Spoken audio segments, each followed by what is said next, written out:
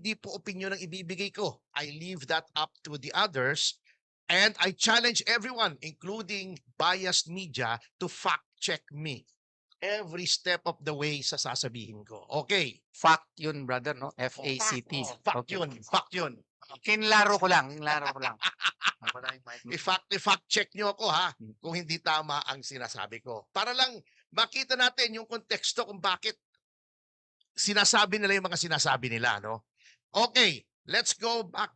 Let's start from the very beginning. A very good place to start. Sabi nga sa Sound of Music, ano? May ICC warrant. Okay, warrant. Granted, walang argumento dyan. Ang issue, may that be implemented in the Philippines. Bakit pumalag ang bagong liderato ng Senado? Okay. Laging sinasabi ng mga tao, may warrant eh, dapat i-implement. Sabi nga ni Attorney Bobet, okay, granted na ang Rome Statute ay valid pa, assuming without conceding, ha? Hindi ko sinasabing totoo. Granting lang for the sake of argument para may pag-usapan lang tayo. Anong status ng isang tratado? Hindi po tarantado, ha? Sila yon. O, tratado or treaty sa legal system ng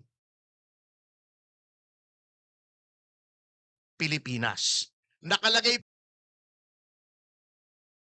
po sa ating saligang batas at sa civil code, mga treaties na ratifikado ng ating Senado form part of the law of the land. Tama po yan.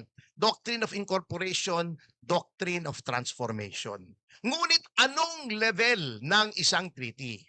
Ang treaty po na ratified, although part of the law of the land, ang kapantay po niyan ay Act of Congress. Batas po yan. Statute. Hindi yan pwedeng manaig sa konstitusyon. Therefore, in implementing a treaty, probisyon ng konstitusyon natin ang masusunod. Anong sabi ng konstitusyon sa Article 3? Nabanggit na nila, banggitin ko lang ulit. Section 1, no person shall be deprived of life, liberty, or property without due process. Section 2, the right of the people to be secure in their persons, houses, papers, and effects shall be inviolable, and no search warrant or warrant of arrest shall be issued except upon probable cause to be personally determined by a judge upon examination of witnesses, etc., etc. Hindi po aksidente na ang Article 3, the Bill of Rights, ay inuna yung Section 1, due process at yung security, inviolability ng security, walang search warrant. Because these are the first and second most important rights. Okay. Anong nakalagay po sa Section 2?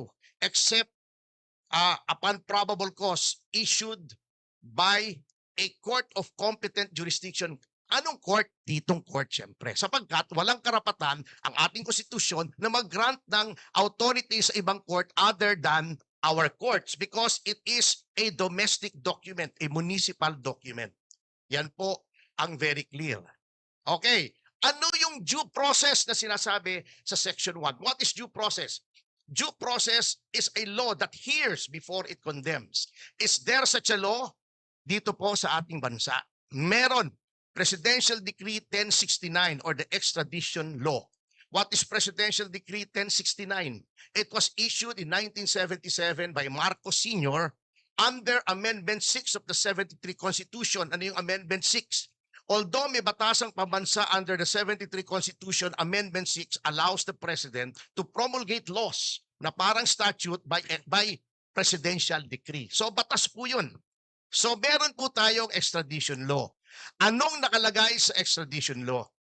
Before a foreign warrant may be executed in the Philippines, not just yung ICC, any foreign warrant, may proseso. Ano pong proseso? Sabi nga ni Attorney Bobet, maraming tumbling. Ito ang dapat sundin. Number 1, yung DFA ay susulatan ng proper agency in a foreign jurisdiction. Pakikita yung warrant, the DFA will determine if that warrant is covered by an extradition treaty or any other treaty and the offense is extraditable. Pagkatapos dadalhin sa DOJ, the DOJ will direct the special counsel to to file an extradition petition before the Regional Trial Court where the DOJ is located, RTC Manila. Lilitisin po yan, didinggin yung subject ng extradition at appealable pa sa Court of Appeals. Is there a procedure now? 2025 po, May, most probably in reaction to the kidnapping of former President Rodrigo Duterte, nag-promulgate ang Supreme Court ng rules on extradition. Basically, sinusunod yung PD 1069. Bakit? Because procedural law hindi pwedeng manaig sa substantive law. Substantive law, yung 1069, procedural law, yung 2025. Okay. Anong nakalagay po roon sa extradition law? Nilagyan lang po ng time limit. 30 days sa RTC, 90 days kung i-appeal sa CA. Kapag binigyan ng RTC ng extradition ng gobyerno, hindi pa ipatutupad, aakyat pa sa CA. Pag nanalo lamang ang gobyerno sa CA, saka pwedeng i-extradite. That is the procedure because of due process. And any warrant should come from Philippine courts. Tama si Attorney Bobet. Kasi nga, may sovereignty tayo. Okay. Yung 9851, anong nakalagay? Nakalagay doon. Yung warrant ng foreign court may be implemented here subject to applicable extradition laws and treaties. Tingnan nyo kung hindi tama lahat ng sinasabi ko. Yun po ang sinasabi ng kampo ni Senator Bato in very simple terms. Kaya pag sinasabi nilang 9851, meron, hindi pa rin pwede. Kasi subject to applicable extradition laws. May extradition laws tayo. Pag sinasabi nilang may treaty, a treaty cannot go against the Constitution. Kung yung pinagagawa sa atin ng treaty, labag sa Constitution, hindi rin pwedeng ipatupad. In closing, isipin nyo na lamang to mga kasama. Kung yung foreign divorce nga, divorce lang yun, hindi pwedeng ipatupad dito sa Pilipinas hanggang hindi nagkakaroon ng judicial confirmation. Judicial recognition of foreign divorce. Hindi naman nakaka-deprive ng liberty yung divorce. Nakakabigay pa nga ng liberty, di ba? Hindi pwedeng ipatupad dito sa Pilipinas. Divorce lang. Arrest warrant pa kaya. That is the basis of protective custody. Ang Senado bilang institusyon has the right to protect its members against illegal laws. Not because only that they are members of the Senate, hindi dahil mataas ang katungkulan nila, but more fundamentally, because they are citizens. At eto napaka-hypocrite talaga itong mga ito Noong panahon ni Enrile, nakipag-coordinate, I was personally there, I'll have you know. Nasa NBI po ako noon with Mayor Lim. Maayos yung naging aresto kay Enrile sa loob. Ang Senado, nandun pa sa yung National Museum ngayon. Noong panahon ni De Lima, nandun din ako.